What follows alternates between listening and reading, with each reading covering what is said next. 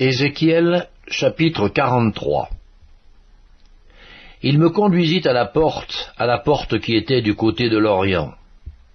Et voici, la gloire du Dieu d'Israël s'avançait de l'Orient.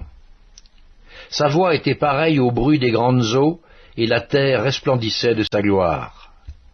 Cette vision était semblable à celle que j'avais eue lorsque j'étais venu pour détruire la ville. Et ces visions étaient semblables à celles que j'avais eues près du fleuve du Kébar. Et je tombais sur ma face. La gloire de l'Éternel entra dans la maison par la porte qui était du côté de l'Orient. Alors l'Esprit m'enleva et me transporta dans le parvis intérieur. Et voici, la gloire de l'Éternel remplissait la maison. J'entendis quelqu'un qui me parlait depuis la maison, et un homme se tenait près de moi. Il me dit, « Fils de l'homme, c'est ici le lieu de mon trône, le lieu où je poserai la plante de mes pieds. J'y habiterai éternellement au milieu des enfants d'Israël. La maison d'Israël et ses rois ne souilleront plus mon saint nom par leur prostitution et par les cadavres de leurs rois sur leur haut lieu. Ils mettaient leur seuil près de mon seuil, leurs poteaux près de mes poteaux, et il n'y avait qu'un mur entre moi et eux. Ils ont ainsi souillé mon saint nom par les abominations qu'ils ont commises. C'est pourquoi je les ai consumés dans ma colère. Maintenant, ils éloigneront de moi leur prostitution et les cadavres de leurs rois, et j'habiterai éternellement au milieu d'eux. Toi, fils de l'homme, montre ce temple à la maison d'Israël, qu'ils en mesurent le plan et qu'ils rougissent de leurs iniquités. S'ils rougissent de toute leur conduite, faites-leur connaître la forme de cette maison, sa disposition, ses issues et ses entrées, tous ses desseins et toutes ses ordonnances, tous ses desseins et toutes ses lois. Mets-en la description sous leurs yeux, afin qu'ils gardent tous ses desseins et toutes ses ordonnances, et qu'ils s'y conforment dans l'exécution. Telle est la loi de la maison. Sur le sommet de la montagne, tout l'espace qu'elle doit occuper est très saint. Voilà donc la loi de la maison.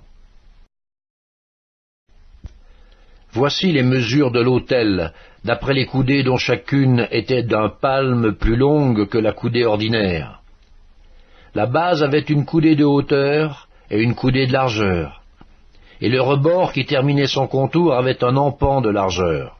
C'était le support de l'autel. Depuis la base sur le sol jusqu'à l'encadrement inférieur, il y avait 2 coudées et une coudée de largeur. Et depuis le petit jusqu'au grand encadrement, il y avait 4 coudées et une coudée de largeur.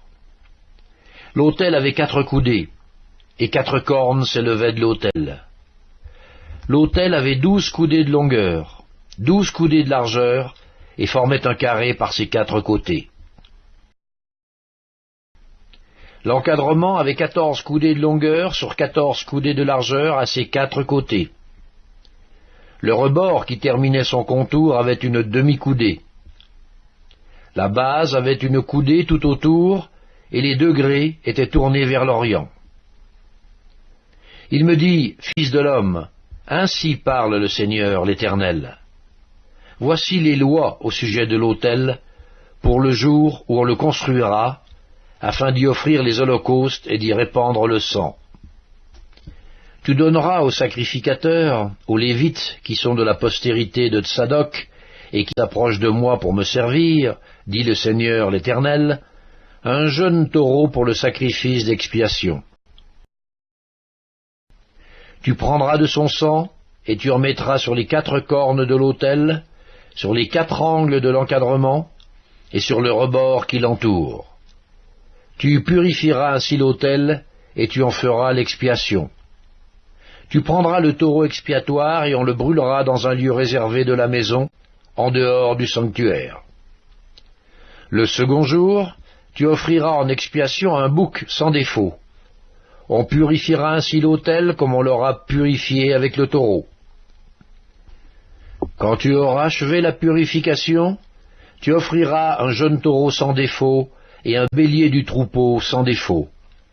Tu les offriras devant l'Éternel. Les sacrificateurs jetteront du sel sur eux et les offriront en holocauste à l'Éternel. Pendant 7 jours, tu sacrifieras chaque jour un bouc comme victime expiatoire. On sacrifiera ainsi un jeune taureau et un bélier du troupeau, l'un et l'autre sans défaut. Pendant 7 jours, on fera l'expiation et la purification de l'autel, et on le consacrera. Lorsque ces jours seront accomplis, dès le 8e jour, et à l'avenir, les sacrificateurs offriront sur l'autel vos holocaustes et vos sacrifices d'action de grâce. Et je vous serai favorable, dit le Seigneur, l'Éternel.